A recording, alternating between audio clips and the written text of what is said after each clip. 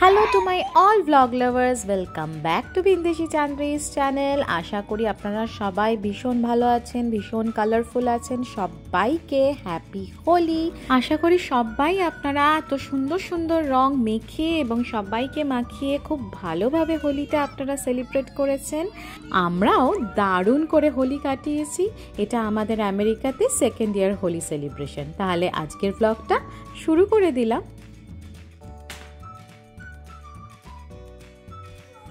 আমাদের এখানে হোলি ছিল শুক্রবার, আর শনিবার দিনকে সৌরভের অফিসের কিছু কলিগরা আসবে। তো সেই জন্য শুক্রবার দিনটা ছিল ক্লিনিং ডে আর সমস্ত রান্নার জোগাড় করে রাখার জন্য একদম পারফেক্ট ডে। তো আমি সকাল থেকে উঠেই সৌরভ ওদিকে অফিস করছে, তো আমি ভাবলাম যে আমি তাহলে ক্লিনটা করে নিই। আর এই ক্লিন করতেই আমার চলে এলো আমার অ্যাসিস্ট্যান্ট মিস্টার সৌহার্দ্য আকা টংলু।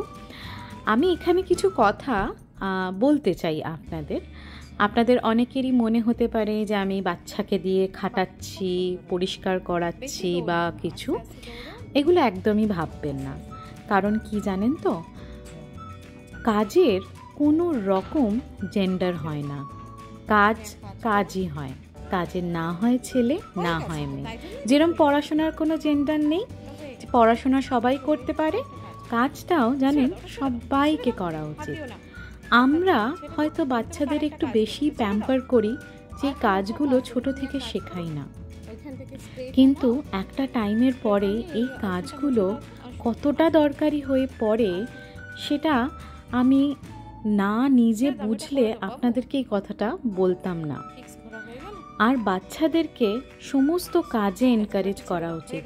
এটা নয় যে আহা আমার ছেলেটা আজকে নেতায় হাত দিল, বা আমার মেয়েটা আজকে ঘর পরিষ্কার করলো, এই কথাটা কখনো ভাববেন না।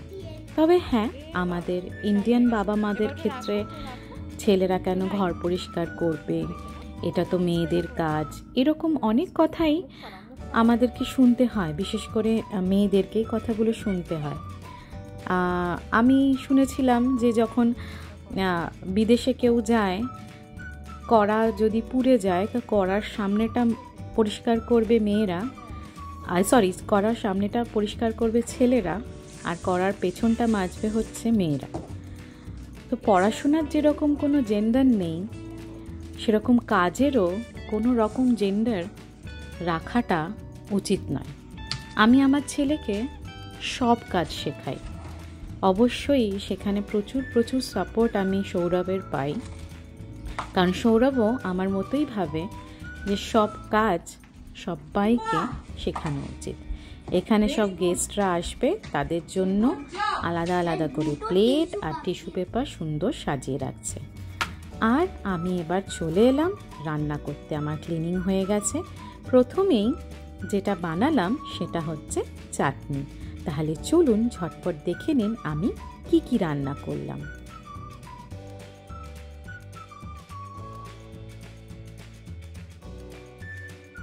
চিংড়ি মাছ পরিষ্কার করা চলছে। এই যে চিংড়ি মাছ বিশেষজ্ঞ চিংড়ি মাছ পরিষ্কার করছে।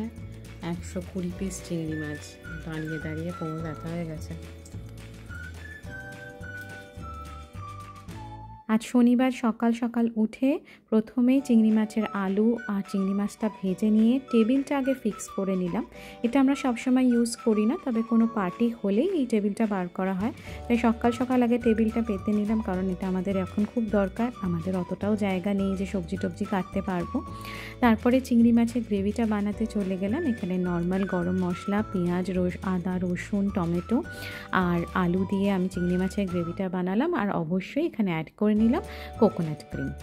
এইবার চলে গেলাম হচ্ছে মাটনটা প্রিপারেশন করবার জন্য। এখানে অলরেডি সৌরভ বসে অনেকক্ষণ ধরে পেঁয়াজ টমেটো সমস্ত কিছু কেটে রেখেছে।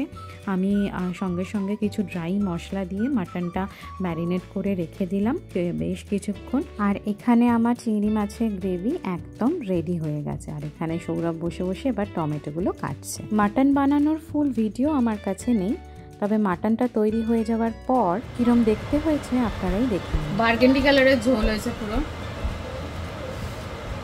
মানে ঝোল নয়, তেলটার রং পুরো বার্গেন্ডি আসছে, একদম এই কালারের সাথে মিলে গেছে। গত 4 ঘন্টা ধরে চেষ্টায় এই ফল। এখন সকাল 10টা মতো বাজে। আমি এবারে পোলাওটা বানিয়ে ফেলছি, মিষ্টি পোলাও। আর এবার সব গেস্ট আসা শুরু হয়ে যাবে মোটামুটি 11:30 থেকে। এই আমার পুরো বাড়ির একটা হোলি ডেকোরেশন আমি করেছিলাম। আমি স্টার্টারে বানিয়েছিলাম পাড্ডু বা ফ্রাইড ইডলি। এখানে যে দই বড়াটা রয়েছে, এই দই বড়াটা বানিয়ে এনেছিল সৌরভের এক অফিস কলিগ।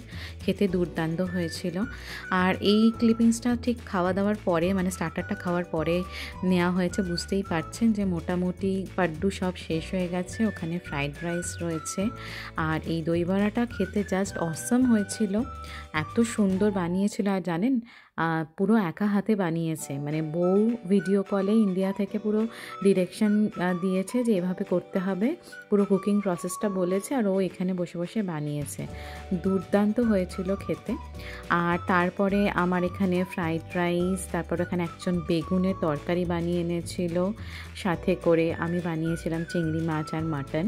আর সেদিনের পার্টিতে এক্সেস হয়ে গেছিলো হচ্ছে গোলাপ জামুন। সবাই মোটামুটি বাড়ি থেকে 1 বাক্স করে গোলাপ জামুন বানিয়ে এনেছে। আর একজন অফিস কলিগ এনেছিল কিছু মিষ্টি, মিল্ক কেক, লাড্ডু। এটাই যা অন্য ধরনের মিষ্টি ছিল, কিন্তু আমরা এখন কেউই মিষ্টি সেরকম খাই না। তার মাঝে এতগুলো গোলাপ জামুন এসেছিল বাড়িতে, আর সবকটা হাতে বানানো, আর দুর্দান্ত খেতে ছিল। আবার জানেন, সবাই খাবারও যেরকম বানিয়ে এনেছেন, সাথে করে সবাই অনেক গিফটও দিয়েছে। গিফটগুলো কি পেয়েছি সেটা বরং আপনাদের পরের ভিডিওতে দেখাবো। এখন চলুন খেলে নেওয়া যাক একটু হোলি। এখন এখানে বাচ্চারা তো অলরেডি স্টার্ট করে দিয়েছে। আপাতত বাবল মিক্সচার দিয়ে খেলা হচ্ছে, বাবল ফোলানো হচ্ছে এখানে সব বাচ্চারা মিলে। এইবারে খেলা হবে রং দিয়ে।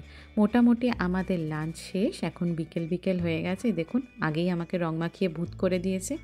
এইবার সবাই মিলে হোলি খেলতে আমরা নেমেছি। আগের বছরও আমরা হোলি খেলেছিলাম, কিন্তু এই বছর হোলি খেলাটা আমাদের দারুণ হয়েছে। আমরা আগের বছর হোলি খেলেছিলাম, ভীষণ ঠান্ডা ছিল, জ্যাকেটের ওপর দিয়ে হোলি একটু জাস্ট রং মাখাতে হয়, রং মাখিয়ে চলে এসেছিলাম।